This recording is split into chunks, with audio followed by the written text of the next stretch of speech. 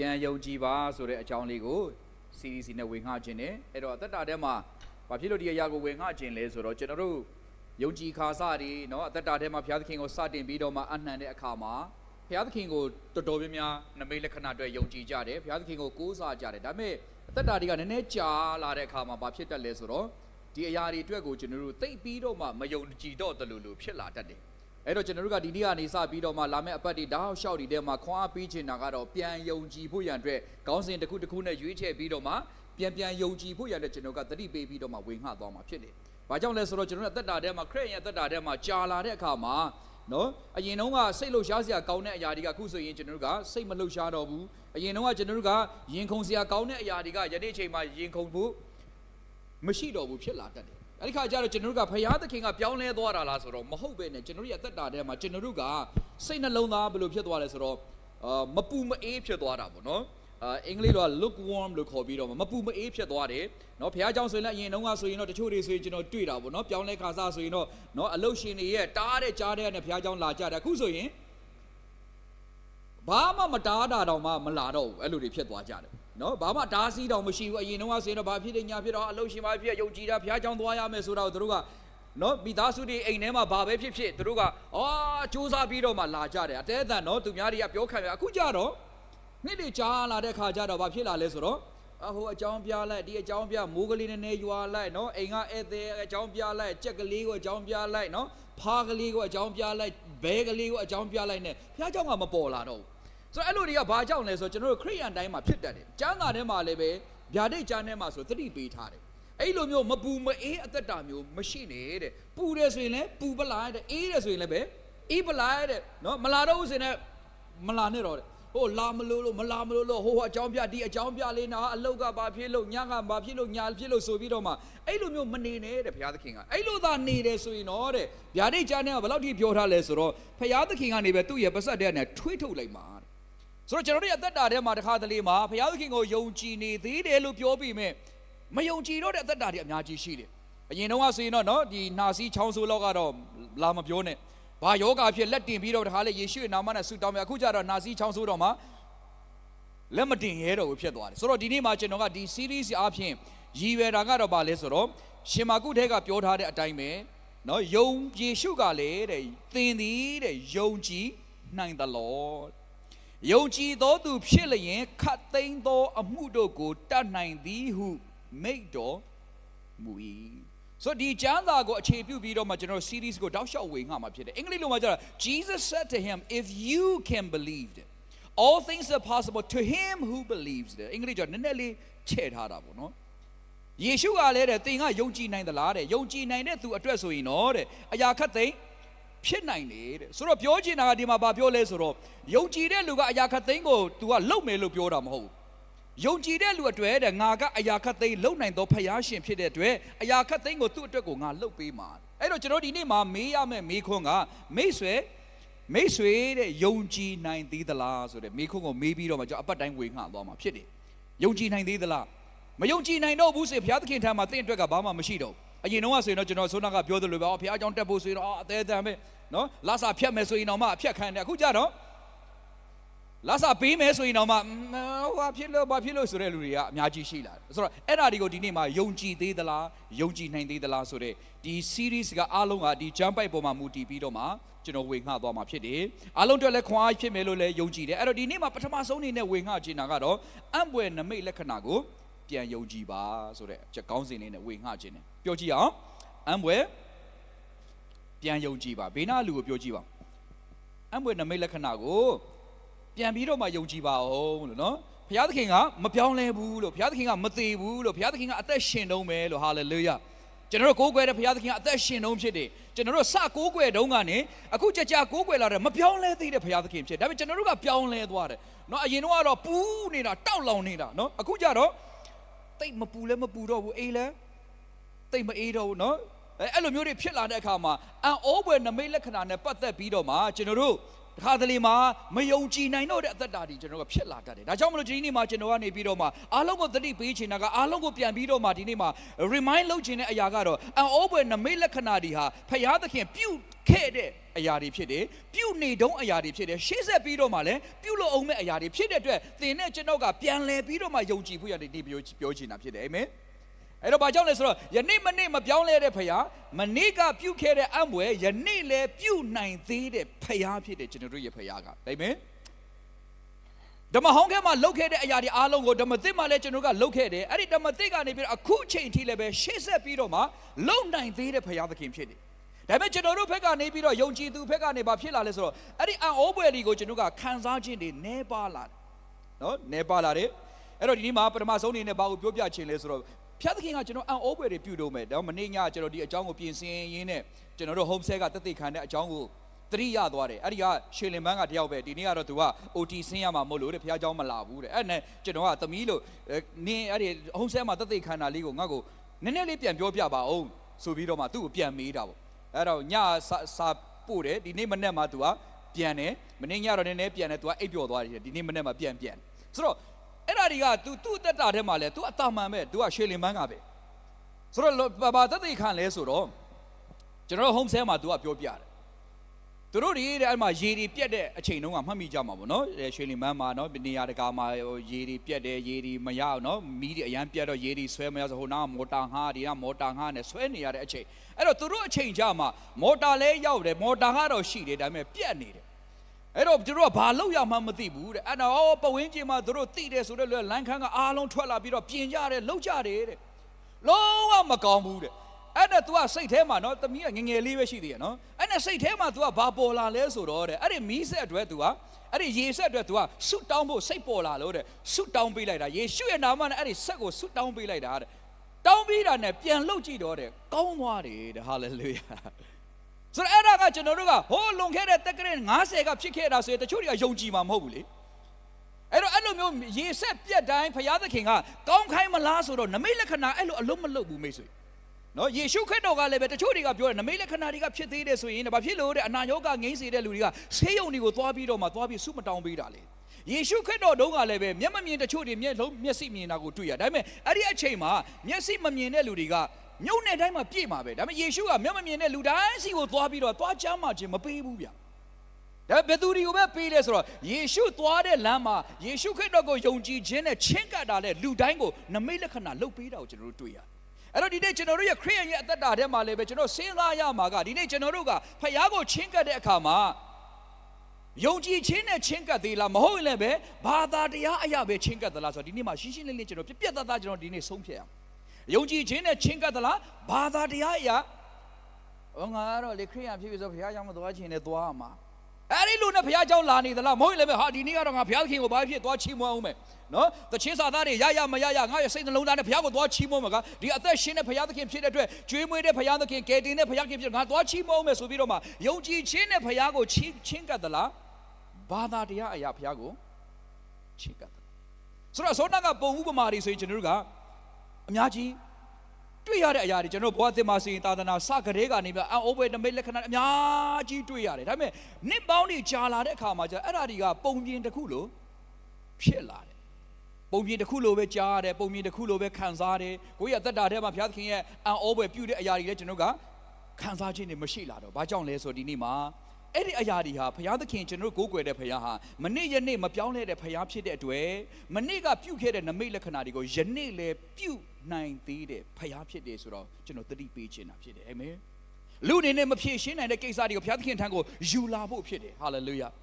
အဲ့တော့ကျွန်တော်ဒီနေ့မှာတမန်တော်ဝတ္ထုအခန်းကြီး7 5 6 9 10 9ကိုအတူတကွကြည့်ရင်းနဲ့ကျွန်တော်ကခွန်အားယူကြမှာဖြစ်တယ်နော်တမန်တော်ဝတ္ထုအခန်းကြီး7အပိုင်ငယ်9ကျွန်တော်လည်းဒီနေ့တော့ကျမ်းစာအုပ်ယူလာတယ်နော်ဒါမဲ့ဒီ iPad ကအကျင့်ပါလို့ဘာလို့ဆိုတော့အရင်တုန်းကကျွန်တော်ကမျက်မှန်ကတချို့တွေကကြတော့ထင်ကြမှာပေါ့နော်ကျွန်တော်မျက်မှန်တတ်ထားပြီမယ်ကျွန်တော်ကအနီးမြင်တာပဲတတ်ထားတာအဝေးကမမြင်ရဘူးတခါလေမှာအနီးမှမြင်ပြီးတော့အဝေးမမြင်ရဘူးဆိုတော့အဝေးတတ်ထားလိုက်ဆိုအနီးကမမြင်ရတော့အခုကြတော့ဘာဖြစ်နှစ်ထပ်လှုပ်ပလိုက်တာနော်အဝေးလည်းမြင်လို့ရတယ်အနီးလည်းပဲဖတ်လို့ရတယ် share ဖြစ်သွားပြီကဲဆိုတော့တမန်တော်ဝတ္ထုကိုကြည့်ကြအောင်အခန်းကြီး7နဲ့ပိုင်ငယ်9အတူတူဖတ်ကြည့်အောင်ပေတရုသည်ထောင်ထဲ၌အကျဉ်းနေရစဉ်သင်းဝင်သူတို့သည်သူ့အဖို့ကြိုးစား၍ဘုရားသခင်ကိုဆုတောင်းပတနာပြုကြ၏အဲ့လောက်နဲ့ပဲရမယ်နော်ခဏလေးဆိုတော့ဆရာယူဒတန်ပြန်ထားတဲ့အရာမှာကဒီမှာသင်းဝင်သူတို့သည်တဲ့ဘုရားသခင်ကိုဗါရလဲကြိုးစား၍ ဆုတောင်းကြတယ်ဒါပေမဲ့ဒီတခြား translation တွေမှာကြည့်တဲ့အခါမှာနော်ဒီအခုခက်မီတို့နော် MSB တို့ဘာတို့ပါကြည့်တဲ့အခါသူတို့ကတဲ့စိတ်အားထက်သန်စွာဆုတောင်းကြတယ်ဆိုတော့ဒီမှာကကြတော့စူးစမ်း၍တဲ့ဟိုတခြားနေရာမှာကြတော့ဗာလဲစိတ်အားထက်သန်အင်္ဂလိပ်မှာကြတော့ earnestly တကယ်ကိုစိတ်အားထက်သန်ပြီးတော့ပေတရုအတွက်ကိုတကယ်ကိုနော်စိတ်အားထက်သန်သမင်းစားသမင်းမဲဟင်းမဲလောက်အထိကိုသူတို့ကစိတ်အားထက်သန်သွားဆုတောင်းပေးတာကိုပြောခြင်းဆိုတော့ဒီနေ့မှာဘာကိုပထမဆုံးနေနဲ့ပြောပြခြင်းတယ်လဲဆိုတော့မိမိရဲ့အသက်တာထဲမှာဆင်းရဲဒုက္ခတွေကြုံတဲ့အခါမှာပထမဆုံးကျွန်တော်တို့ကလောက်ရမယ့်အရာဒီဘာလဲဆိုတော့ဖခင်ရဲ့မျက်မှောက်တော်ကိုကိုယ့်ရဲ့အခြေအနေတွေကိုဖိတ်ခေါ်ဖို့ဖြစ်တယ်အာမင်ဖခင်ရဲ့မျက်မှောက်တော်ကိုဖိတ်ခေါ်လို့အကောင်းဆုံးသောနည်းလမ်းတွေကအများကြီးရှိတယ်နှုတ်ကပတ်တော်ဖတ်ခြင်းလည်းရှိတယ်တခြင်းတွေနားထောင်ပြီးတော့ praise and worship တွေဆိုပြီးတော့နှလုံးသားထဲကနေဖခင်သခင်ကိုချီးမွမ်းခြင်းလည်းဖြစ်နိုင်တယ်လို့ကျမ်းစာအရာရောလူတွေရဲ့နေ့စဉ်အသက်တာထဲမှာရောနေ့တိုင်းမြင်ရတာကတော့ပထမဆုံးအနေနဲ့ဖခင်ရဲ့မျက်မှောက်တော်ကိုကိုယ့်ရဲ့အခြေအနေထဲကိုခေါ်လို့ရတဲ့နည်းလမ်းတွေဆုတောင်းခြင်းဖြစ်တယ်အာမင်ဆုတောင်းခြင်းဖြစ်တယ်အဲ့တော့ကျွန်တော်ခက်ခဲမှုကြုံတဲ့အခါမှာပြာရာခတ်နေမဲ့အစားငြိမ်ဝှက်ပြီးတော့မှဖခင်ထံကိုစကားပြောဖို့လိုတယ်ဆိုတော့ဒီမှာကကြတော့ပေတရုကတော့ထောင်ထဲမှာရောက်နေတယ်ထောင်ထဲရောက်ပြီမဲ့တဲ့သင်းဝင်သူတို့ဆိုတာကတခြားယုံကြည်သူတွေကသူ့အတွေ့တဲ့စိတ်အားထက်သန်စွာဆုတောင်းပေးကြတယ်ဒါကြောင့်မို့ကျွန်တော်အသင်းတော်ဆိုတာရှိရတာဖြစ်တယ်ဆိုတော့ကိုကဆင်းရဲဒုက္ခရောက်နေတဲ့အခါမှာဆုတောင်းတွေတင်ပြတဲ့အခါမှာကျွန်တော်ကစိတ်အားထက်သန်စွာဆုတောင်းပေးတာဖြစ်တယ်အာမင်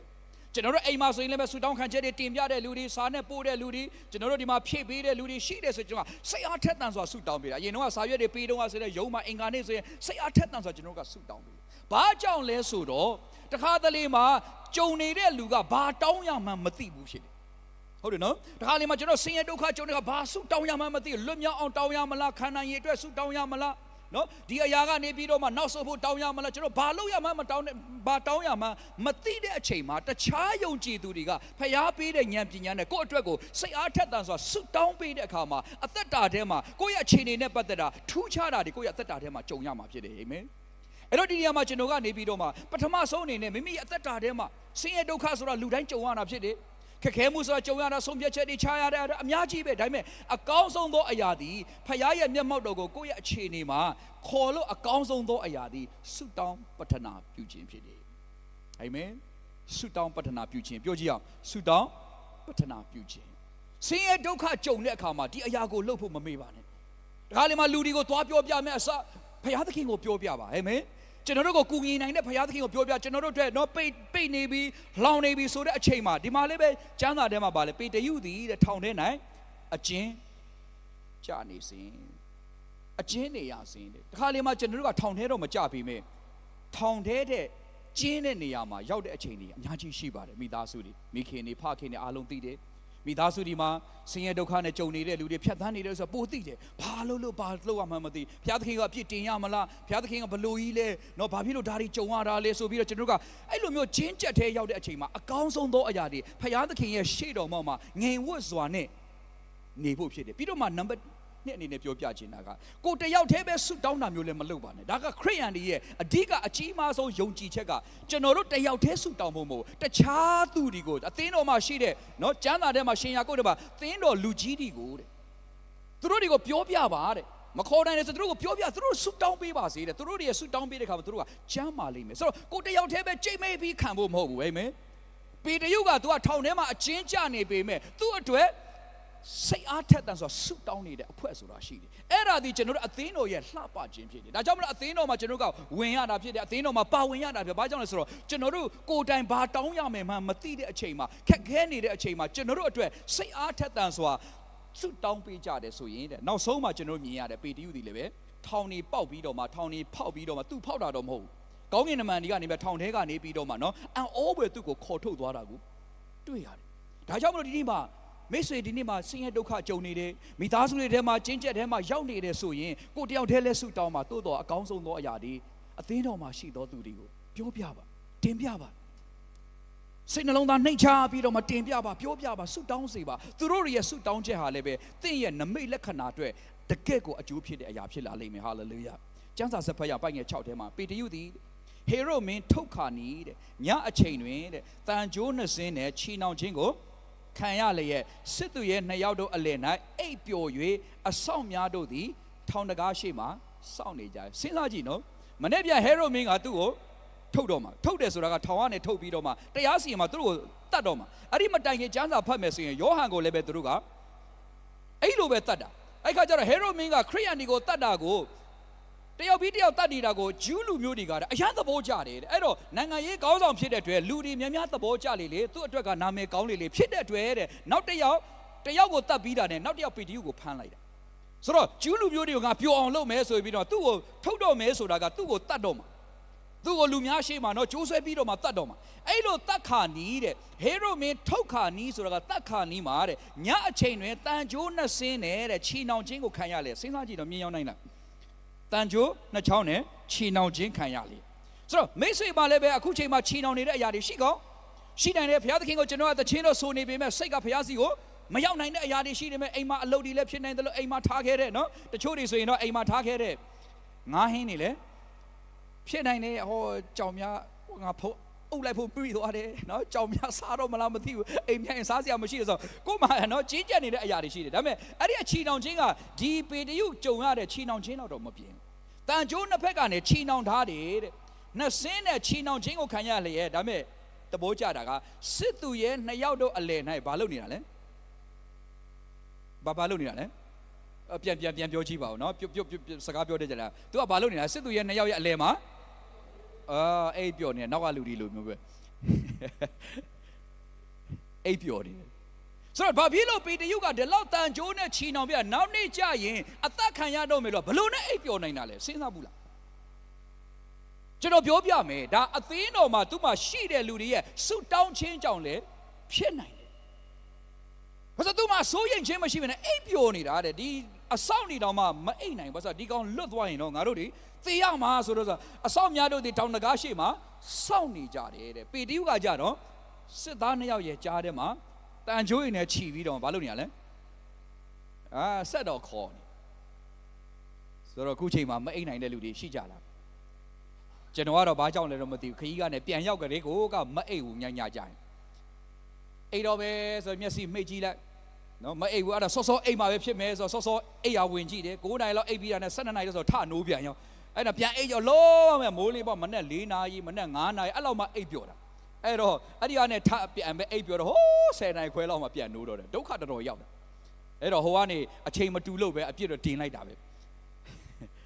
အဲ့တော့ပြောချင်တာဒီမှာကြည့်ကြည့်နော်ပေတရုတည်တဲ့ဟေရိုမင်းထုတ်ခါနဲ့ညအချိန်နဲ့တန်ကြိုးနဲ့ဆင်းတဲ့ချီနှောင်ခြင်းကိုခံရလျက်စစ်သူရဲ့နှစ်ယောက်တို့အလယ်၌အိပ်ပျော်၍တဲ့အဲ့ဒီအိပ်ပျော်နိုင်ခြင်းသည်ယနေ့တခြားယုံကြည်သူများရဲ့ဆုတောင်းပေးခြင်းအဖြစ်သူသည်ရရှိသောဘုရားသခင်ထံကငြိမ်သက်ခြင်းဖြစ်တယ်ဟာလေလုယာ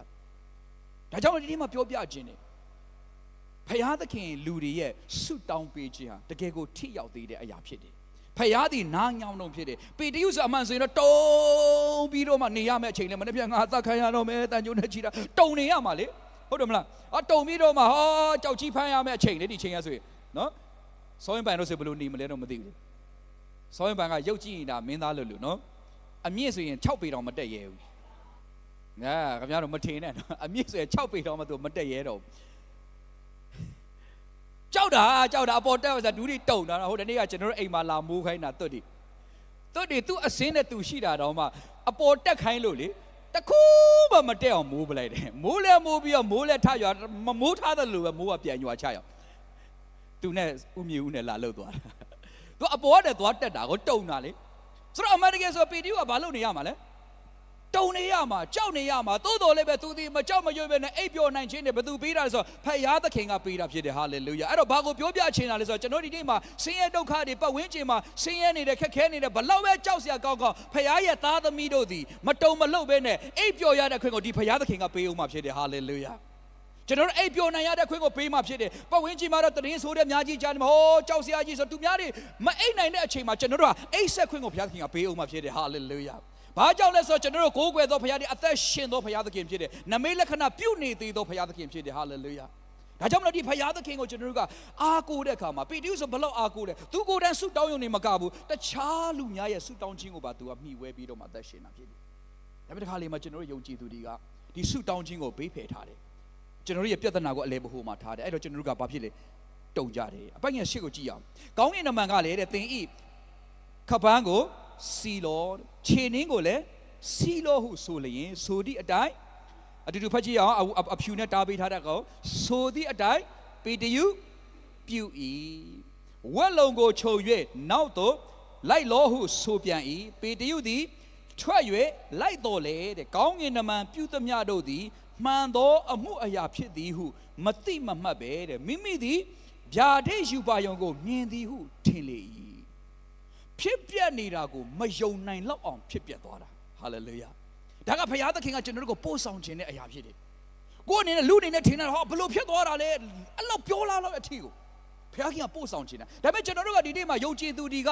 ကဘုရားကိုယုံကြည်ပေမဲ့ဘာသာတရားအရာပဲယုံကြည်တော့တယ်အံပွဲပြုတ်နေသောဘုရားသခင်အသက်ရှင်သောဘုရားသခင်ဒီနေ့ကျွန်တော်တို့ရဲ့သူဟာကျွန်တော်တို့ကိုကယ်ဖို့ရန်အတွက်ကျွန်တော်တို့ကိုကူဖို့ရန်အတွက်လက်မတူသောဘုရားသခင်ဖြစ်တယ်ဆိုတော့ကျွန်တော်မေ့လျော့သွားတဲ့အခါမှာဒီလိုမျိုးနမိတ်လက္ခဏာတွေကျွန်တော်အသက်တာထဲမှာမကြုံရခြင်းဖြစ်တယ်အဲ့တော့ဒီနေ့မှာကျွန်တော်အားလုံးကိုပြန်ပြီးတော့မှခေါ်ဆောင်ခြင်းကဘာလဲဆိုတော့ပြန်ပြီးတော့မှယုံကြည်ရအောင်အာမင်နမိတ်လက္ခဏာပြုတဲ့ဘုရားသခင်ကိုပြန်ယုံကြည်ရအောင်ဒီမှာထိုင်နေတဲ့တယောက်ချင်းစီတိုင်းရဲ့အသက်တာထဲမှာအချိန်ပေးလို့စင်မော်တက်ခိုင်းမယ်ဆိုရင်တစုံတစ်ခုမကတော့နှစ်ခုမကတော့သုံးခုမကတော့တသက်ခံချက်တွေအများကြီးရှိကြမှာလူအနေနဲ့မဖြစ်နိုင်တာတွေဖြစ်သွားတာတွေအများကြီးရှိမှာပဲကျွန်တော်အသက်တာဆိုမှဆိုရင်လည်းပဲ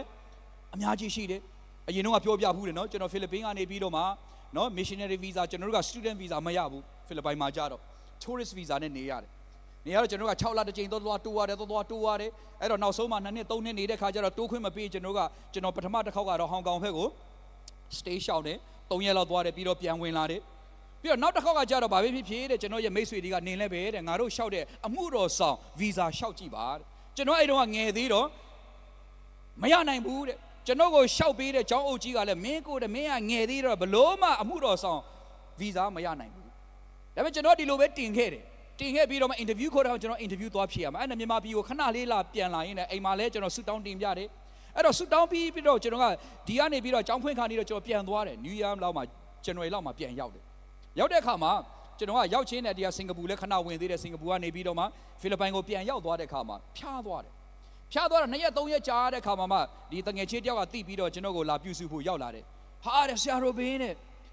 ဆရာကဘယ်တော့မှ missionary visa တင်ပြီးတော့မှတဲ့ဘယ်တော့မှ interview သွားဖြေတာလဲဒါမဖြေရသေးဘူးတော့စောင့်နေတာသူတို့မခေါ်သေးဘူးမဟုတ်ဘူးတဲ့မနေ့ကပဲ immigration သွားတာတဲ့ဆရာရဲ့နာမည်ရှင်းပဲတဲ့2နှစ် visa ပေးထားတယ်ရှောက်မပြောနဲ့လို့ငါနေမကောင်းဆိုပြီးနေငါ့ကိုအားပေးခြင်းလို့ရှောက်ပြောတာမဟုတ်ဘူးတဲ့မနေ့ကပဲတွေ့တာတဲ့ဆရာရဲ့နာမည်ပဲရှင်းတွေ့ရတယ် visa တော့မှ2နှစ်တောင်ရငါတို့မှ1နှစ်ပဲရတာတဲ့ဆရာက2နှစ်တောင်ရတာတော့မဖြစ်နိုင်တာ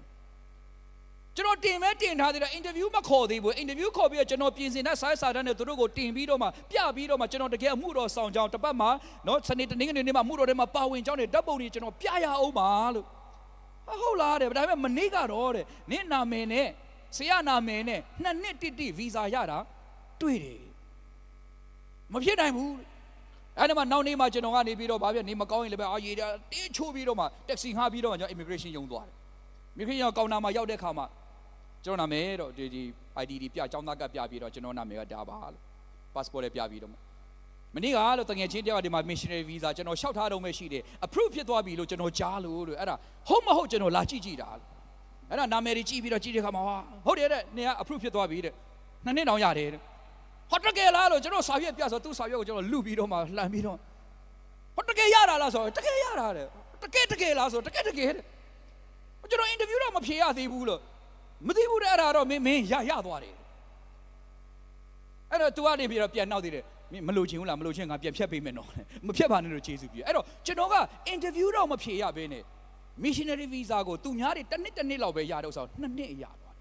းတယ်ဖခင်ကအရန်ကျေးဇူးတင်တယ်အဲ့ဒီဖခင်တွေယနေ့ကျွန်တော်တို့အသက်ရှင်တဲ့ဖခင်သခင်ဖြစ်တယ်ဒီပေတရုကိုဒီထဲကနေပြီးတော့မှလွတ်မြောက်စေတော့နော်အချုပ်တွေကြားတဲ့ကနေပြီးတော့မှကျမ်းမာစွာထားယုံနေမကဘဲနဲ့အံ့ဩဖွယ်နဲ့ပြန်ပြီးတော့မှလွတ်နိုင်တဲ့အခွင့်ကိုပေးသောဖခင်သခင်တွေကျွန်တော်တို့ကိုးကွယ်သောဖခင်နမိတ်လက္ခဏာပြုသောဖခင်သခင်ဖြစ်တယ်ဒါပေမဲ့ကျွန်တော်ခရစ်ယာန်တော်များများက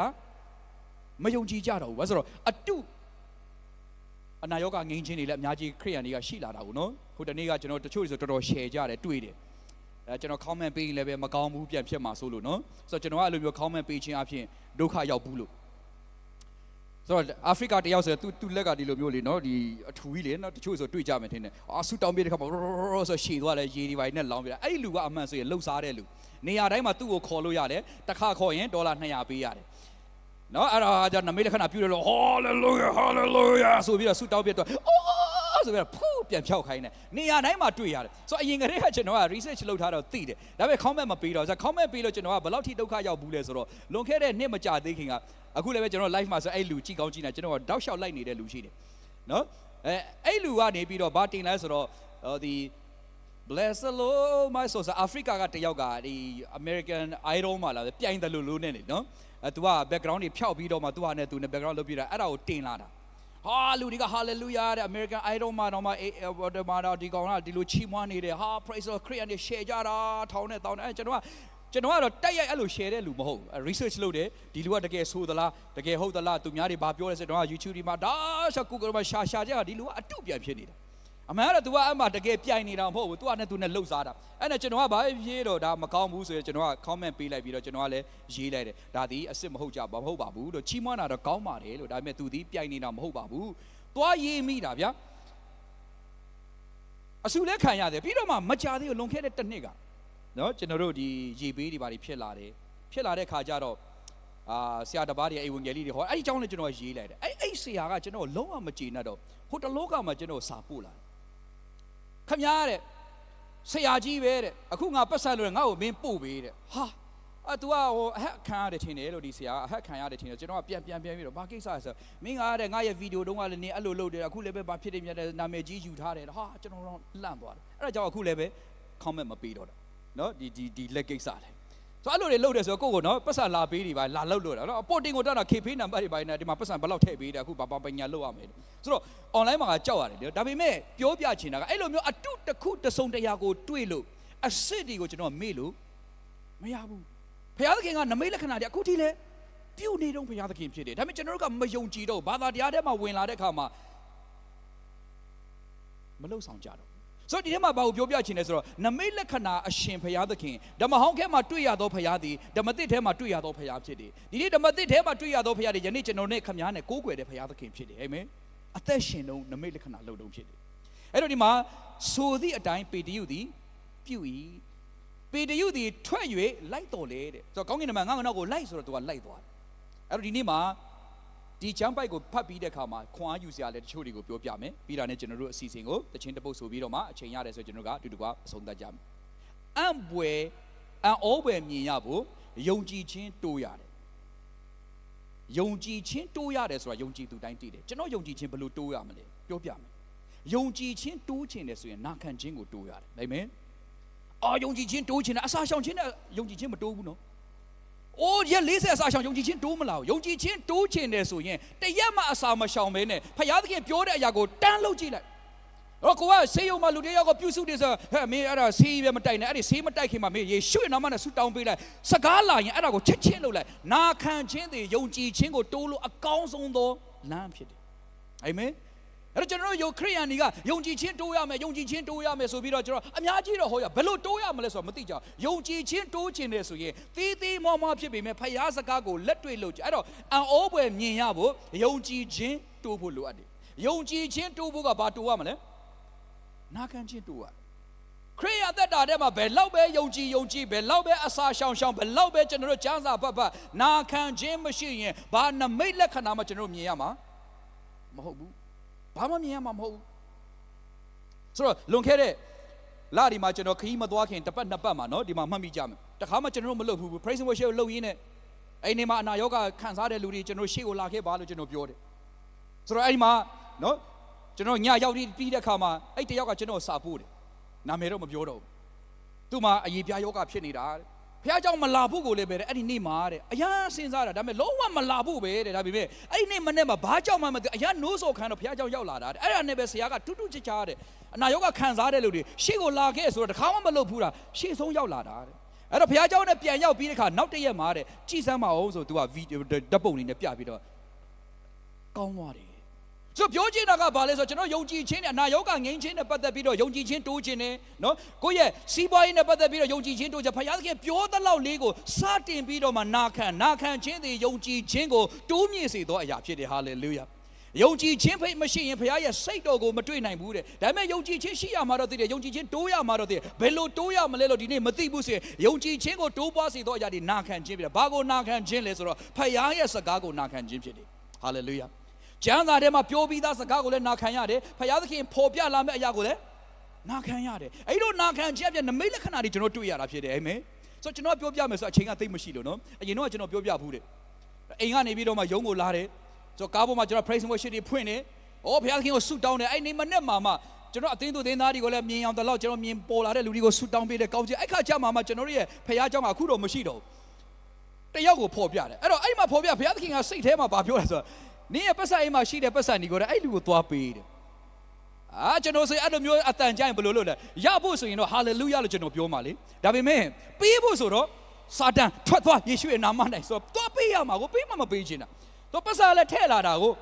အဲ့တော့ကျွန်တော်က music ကိုပို့ပြီးတော့ကျဲပြီးတော့ပို့ပြီးတော့ကျဲကျဲခေါ်တယ်အဲ့အတန်ပျောက်သွားအောင်လေဒါပေမဲ့အဲ့ဒီ music ကကျဲလေလေအဲ့ဒီအတန်ကကျဲလေလေပဲအဲ့ဒါကျွန်တော်ဘာလုပ်ရမလဲဆိုတော့ဘာဖြစ်ကွာဆိုပြီးတော့ဘုရားသခင်လို့ဘုရားအတန်ပဲဖြစ်ဒီပတ်စံလေးဆုံးရှုံးတာဘာဖြစ်ကျွန်တော်ရဲ့ယုံကြည်ခြင်းကိုတိုးဖို့ရန်အတွက်ကျွန်တော်ရဲ့နာခံခြင်းကိုတိုးရမယ်ဆိုပြီးတော့ကျွန်တော်အသက်တာတဲ့ရှင်တဲ့ခါမှာအဲ့မှာကျွန်တော်သူ့ကိုဖုန်းဆက်လိုက်ပြီးတော့မှဘာကြောင့်လဲတော့မသိဘူးမင်းကခဏလာတွေ့ငါယုံလာတာဖြစ်တဲ့အတွက်နင်တို့အိမ်လည်းမဝင်နိုင်ဘူးအဲ့တော့လမ်းထိပ်မှာလာခဲ့လိုက်ဟုတ်ကဲ့ဆိုပြီးတော့ तू ကဆင်းလာတယ်ကျွန်တော်ဟုတ်မြို့ထဲလှဲတန်းဘက်ကိုပြန်မောင်းရတယ်အဲ့ तू ကဆင်းလာပြီးတော့လမ်းထိပ်မှာပဲတွေ့တော့ဆရာပါလေအေးဘာကြောင့်မှလည်းမသိငါအိမ်ယုံကိုလာဟိနေတော့ဆွတ်တောင်းနေမင်းကိုလို့ဘုရားသခင်ဒီပတ်စံသွားပေးဆိုလို့ငါလာပေးတာလို့အဲ့လိုပြောတဲ့ခါမှာအဲ့လူကနော်ဒါဘလကောင်းအကစားသမားမျက်ရည်တွေကျပြီးတော့ထငိုပါလေရောလမ်းမကြီးမှာဒုက္ခပြီးတော့ဒီလူမင်းငါပေးတဲ့ပတ်စံမကြိုက်လို့ငိုနေတာလားမဟုတ်ဘူးဆရာတဲ့ဟုတ်ဘူးတဲ့ဘာဖြစ်လို့လဲဆိုတော့ကျွန်တော်တို့တဲ့မိသားစုမှာကျွန်တော်အမျိုးသမီးကတဲ့မယုံကြည်သူတဲ့အဲ့တော့ကျွန်တော်တို့ကစားစရာမရှိတာ3ရက်လောက်ရှိသွားပြီတဲ့အဲ့ကျွန်တော်အမျိုးသမီးကပြောတယ်တဲ့မင်းတို့ယေရှုကအသက်ရှင်တယ်ဆိုတော့တဆုပ်တရလှုပ်ပေးမှာပေါ့တဲ့အဲ့တော့မင်းဆုတောင်းလေတော့ကျွန်တော်ကိုစိန်ခေါ်နေဒီနေ့ကတဲ့ဒီနေ့မှာဘာမှမလုပ်တော့ရင်တော့မင်းတို့ယေရှုကအလကားပဲအပလာဆိုပြီးတော့ကျွန်တော်ကိုပြောကျွန်တော်လည်းဘာလုပ်ရမှမသိဘူးမနေ့မှဆုတောင်းနေတာတဲ့အဲ့ဒါကြောင့်ဖြစ်မှာဖခင်ကျွန်တော်ကိုပြောတာအဲ့ဒါကြောင့်ကျွန်တော်ငိုတာပါပြောပြချင်တာကဘာဆိုယုံကြည်ခြင်းအဲ့တော့နမိတ်လက္ခဏာကျွန်တော်ဆက်ပြီးတော့ဘာကြောင့်ယုံကြည်လဲဆိုတော့ကျွန်တော်ရဲ့ယုံကြည်ခြင်းလဲသွားပေးဆိုတာကိုဘာသွားလုပ်တာလဲကျွန်တော်ခရိယန်တွေကသွားပေးဆိုရင်ယေစာတန်ထွက်သွားလို့ပြောနေတာသွားယူဆိုရင်တော့ဟာလေလုယာဘသူစီမှာသွားယူရမှာဒါယူဖို့ကြီးပဲကျွန်တော်တို့ကကြားချင်တာပေးဖို့ကြတော့ဘသူမှမကြားချင်ဘူးအဲ့တော့ပြောပြချင်တယ်ယုံကြည်ခြင်းတိုးရင်နမိတ်လက္ခဏာတွေပုံမြင်ရတယ်သို့တော်ယုံကြည်ခြင်းတိုးဖို့ကနာခံခြင်းတို့ကဒီမှာထိုင်နေတဲ့တယောက်ချင်းစီတိုင်းယနေ့အသက်တာထဲမှာဒုတိယမွေးဖွားခြင်းခံတဲ့လူဖြစ်ပြီဆိုရင်ဖခင်သခင်ကအားလုံးကိုစကားပြောနိုင်တယ်ဒါပေမဲ့ကျွန်တော်တို့ကြိုက်တာဆိုရင်နော်ဟာလေလုယာလို့တယ်ကျွန်တော်မကြိုက်တာဆိုရင်နော်ကိုရောတချို့ဆိုလူပြိုကြီးအပြိုကြီးတွေဆူတောင်းနေနော်ကိုရောမိန်းမလူယောက်ျားလူပြီးဆူတောင်းတာကိုရောကနေပြီးတော့မှရောဒါပဲဆိုကြိုက်ဘူးဒါဟုတ်ဘူးတကြိုက်တာကတလူမျိုးဆိုဘုရားသခင်ပုံတောင်ဆွဲပြကြသေးတယ်ဝီလန်ချစ်ကိုပြောတာတော့မဟုတ်ပါဘူးနော်အားလုံးကဝီလန်ချစ်ပဲကြည်ကြလို့အမေဟိုတော့ပြောတာ sorry မိုင်းကိုပြောတာဆိုတော့ပြောပြချင်တယ်ဒီနေ့မှာအချိန်ရတယ်ဆိုကျွန်တော်ဒီချမ်းသာတွေကိုကြည့်တဲ့အခါမှာပေတရုဘာလုပ်တယ်ကောင်းကင်နမန်ကတဲ့ဖနက်ဝတ်လို့ဆိုရင်ဝတ်တယ်တဲ့လိုက်ခဲ့ဆိုရင်တန်းလိုက်ခဲ့တယ်တဲ့အဲ့တော့နာခံခြင်းမတိုးမချင်းယုံကြည်ခြင်းတိုးမလားယုံကြည်ခြင်းမတိုးရင်နမိတ်လက္ခဏာတတ်တာတဲ့မှာမမြင်ရဘူးခရိယန်တတ်တာကစိတ်လှုပ်ရှားစရာကောင်းတယ်အာမင်ဘာကြောင့်လဲနမိတ်လက္ခဏာတွေအသက်တာထဲမှာဆက်လက်ဖြစ်ဖို့လိုတယ်ဆိုတော့ miracles are to grow our faith အံပွဲလက္ခဏာတွေအံဩပွဲတွေကျွန်တော်တို့ရဲ့ယုံကြည်ခြင်းကိုကြီးထွားစေတာဖြစ်တယ် hallelujahယုံကြည်ခြင်းကိုကျွန်တော်တို့ကြီးထွားစေတာကဒီနေ့မှဒီမှာမေးမယ်နော်ယုံကြည်ခါစလို့တဲ့အသက်တာထဲမှာဘုရားသခင်ကတဆုံတရာမလုပ်ခဲ့ဘူးဆိုဆက်ပြီးတော့မှယုံကြည်ဖို့ကမလွယ်ဘူးလေနော်မလွယ်ဘူးတကယ်ပြောတာဒီကျမ်းစာပဲယေရှုတော်ငါယုံကြည်ပြီပဲဆိုပြီးတော့အသက်တာထဲမှာလိုအပ်တဲ့ခါမှာဘုရားသခင်ကတခုခုဆက်ပြီးတော့မလုပ်ပေးဘူးဆိုကျွန်တော်အသက်တာထဲမှာယုံကြည်ခြင်းကတိုးမလာကျွန်တော်ဘုရားကြောင့်လည်းမသွားခြင်းဘူးဘုရားဆိုတာအလကားပဲလို့ကျွန်တော်ပြောလိုက်ဘာကြောင့်လဲဆိုတော့ဒီနေ့ခရိယန်တွေဘာဖြစ်လို့ပြင်းနေကြတယ်ခရိယန်တွေဘာဖြစ်လို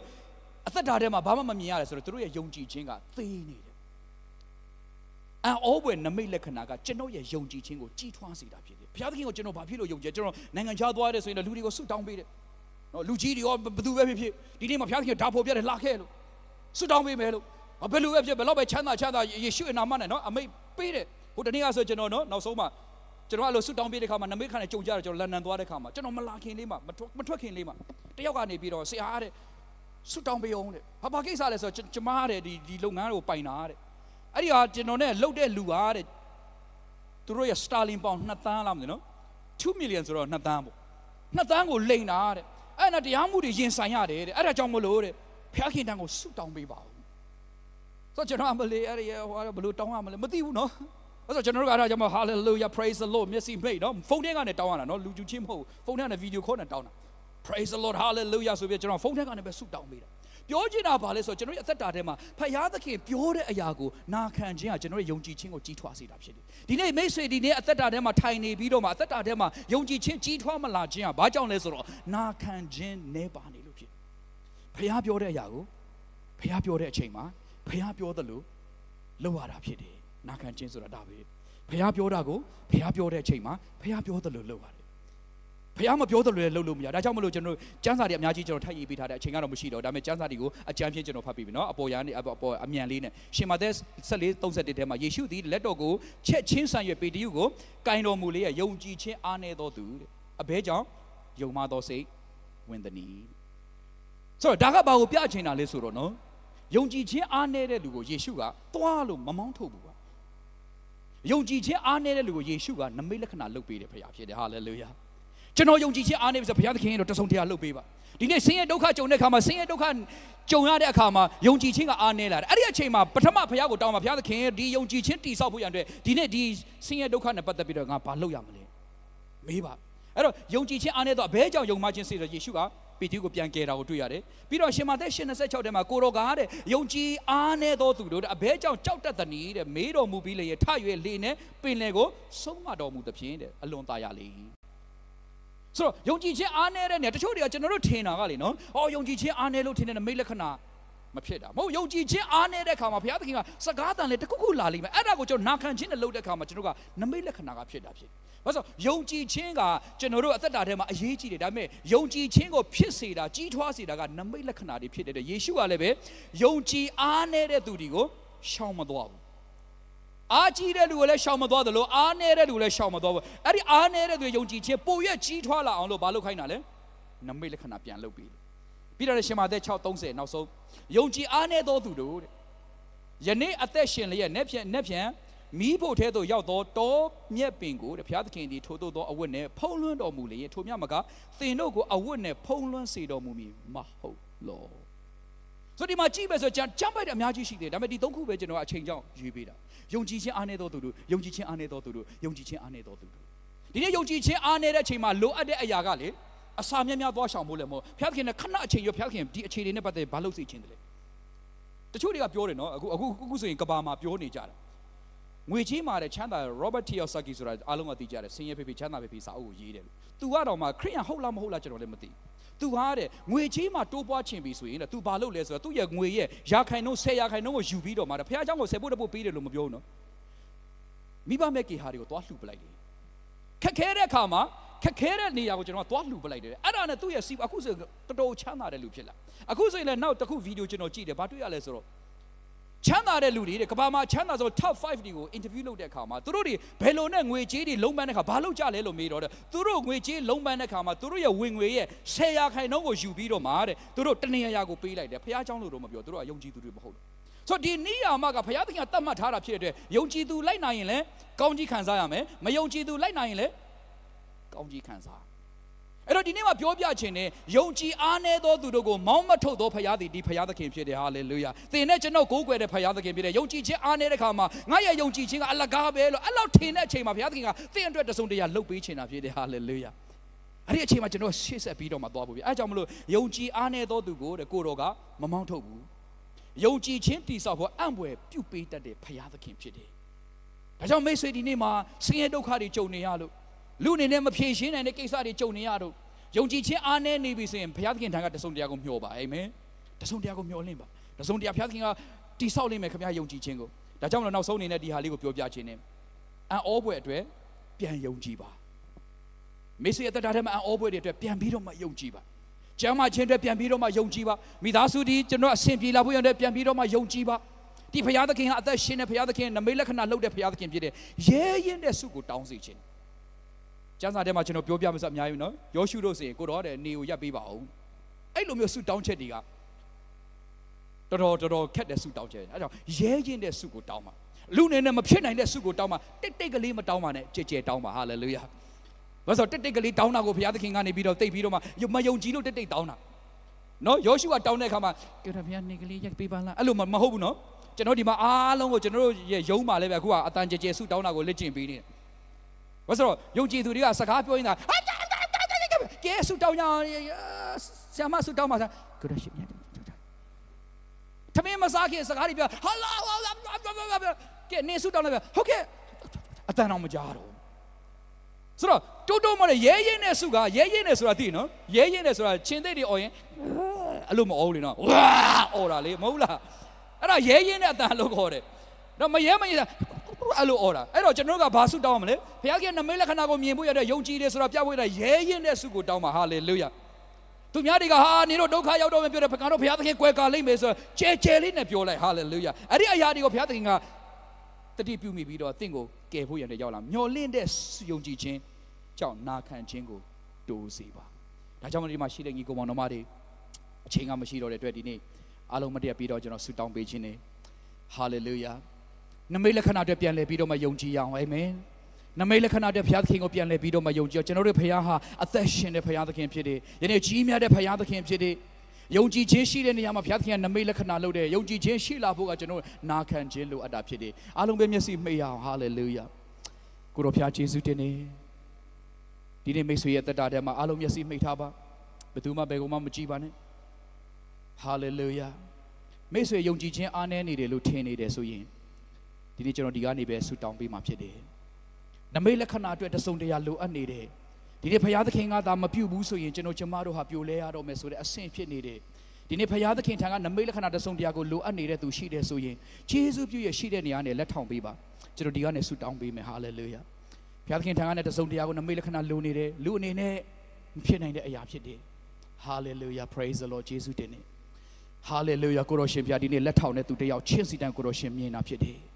ဒီနေ့ဘုရားသခင်စကားပြောပါဒီနေ့ပတ်သက်ပြီးတော့မှကျင်းညာစရာလိုတာလားအမိန့်ပေးစရာလိုတာလားဆိုတာကိုဘုရားသခင်သူတို့ကိုဖော်ပြပေးပါကိုရောကိုနာခံရဲတဲ့သူတွေဖြစ်စေပါဟာလေလုယာဒီနေ့သူတို့လိုအပ်နေတဲ့နမိတ်လက္ခဏာကိုရောသူတို့ရဲ့မိသားစုမှာလှုပ်ဆောင်ပေးမှဖြစ်တဲ့အတွက်ယေရှုရဲ့နာမနဲ့ကောင်းချီးပေးတယ်ဟာလေလုယာလက်ထောင်တဲ့လက်တွေတယောက်ချင်းစီတိုင်းရဲ့အသက်တာကိုဘုရားသခင်ကောင်းချီးပေးပါတယ်ဟာလေလုယာကိုရောကြီးမြတ်ကြောင့်ဒီနေ့ဝန်ခံတယ်ဒီနေ့လက်ထောင်သက်သူတွေတယောက်ချင်းစီတိုင်းဟာကိုရောကိုမှီဝဲကြောင်းကိုပြခြင်းဖြစ်ပါတယ်ကိုရောကိုယုံကြည်ကြောင်းကိုပြသခြင်းဖြစ်ပါတယ်ဘုရားဒါကြောင့်မလို့ဒီသားသမီးတွေရဲ့အသက်တာထဲမှာဘုရားခင်နမိတ်လက္ခဏာကိုဒီတစ်ပတ်မှာမြင်စေမှာဖြစ်တဲ့အတွက်ကိုရောကိုယေရှုတင်တယ်ဟာလေလုယာဒီတစ်ပတ်မှာအောဘဲတစုံတရာကိုကြုံတွေ့စေမှာဖြစ်တဲ့အတွက်ကိုရောကိုယေရှုတင်တယ်လက်ထောင်တဲ့လက်တွေအားလုံးကိုယေရှုရဲ့နာမနဲ့ကောင်းချီးပေးတယ်ဟာလေလုယာကိုရောပဲလုံနိုင်တဲ့အလုပ်ကိုသူတို့အတွက်လုပ်ပေးပါအောဘဲနမိတ်လက္ခဏာနဲ့ကျွန်တော်ရဲ့ယုံကြည်ခြင်းကိုတည်ဆောက်ဖို့ဖြစ်ပါတယ်ဒီနေ့ကိုရောပြောတဲ့စကားကိုနာခံခြင်းအဖြစ်ရှေ့ဆက်တော်သူများရဲရင်တဲ့ဆုကိုတောင်းတော်သူများဖြစ်စေပါဒီနေ့ကနေစပြီးတော့တိတ်တိတ်လေးဆုမတောင်းပါနဲ့ယေရှုရဲ့နာမနဲ့အမိန့်ပေးပါယေရှုရဲ့နာမနဲ့ဒီနေ့ကျဲလောင်စွာဆုတောင်းပါသူတစ်ပါးရဲ့ရှေ့မှာကြင်ညာပါဖခင်သခင်ကထိုအရာကိုဖြစ်အောင်အသက်တာထဲမှာလှုပ်ဆောင်ပေးမှာဖြစ်တယ်ကိုရောဖခင်ယေရှုတင်နေဒီနေ့ရောက်လာတဲ့သားသမီးတယောက်ချင်းစီနဲ့ကိုဆက်လက်ကောင်းချီးပေးပါယုံကြည်ခြင်းကိုဆက်လက်ပြီးတော့မှတိဆောက်ပေးပါကိုရောရဲ့နမိတ်လက္ခဏာအောဘဲနမိတ်လက္ခဏာကိုပြန်လဲယုံကြည်တဲ့သူတွေဖြစ်စေပါပေတရုကိုအချင်းချက်ထဲကနေပြီးတော့မှအောဘဲကောင်းကင်တမန်တွေကိုဆေလွတ်ပြီးတော့မှပြန်လွတ်မြောက်စေတယ်လို့ပဲကျွန်တော်ရဲ့အချင်းချက်ထဲကနေပြီးတော့မှအောဘဲပြန်ပြီးတော့မှလွတ်မြောက်စေမှာဖြစ်တဲ့အတွက်ကိုရောကိုယေရှုတင်နေကိုရောရဲ့နမိတ်လက္ခဏာတွေကျွန်တော်တို့အတွက်ဖြစ်သောကြောင့်ယေရှုတင်ပါတယ်အသက်တာများအချိန်တိုင်းများကိုကိုရောလက်ဝဲသို့ပြန်လဲဆက်ကပ်ပြီးတော့အနှံတဲ့ခါမှာအသက်ရှင်ပြီးကျွန်တော်တို့ကအမတန်မှချစ်ပြီးတော့မှအောဘဲတွေကိုနေ့စဉ်လှုပ်ပေးခြင်းနေသောယေရှုခရစ်တော်ရဲ့နာမကိုအမိပြုပြီးတော့မှဆုတောင်းပါတယ်ဖခင်သခင် Amen Amen Praise the Lord Hallelujah ဘေးနာလူတွေကိုနှုတ်ဆက်ပြီးတော့မှပြန်လဲယုံကြည်ပါလို့ပြောလိုက်ပါနော်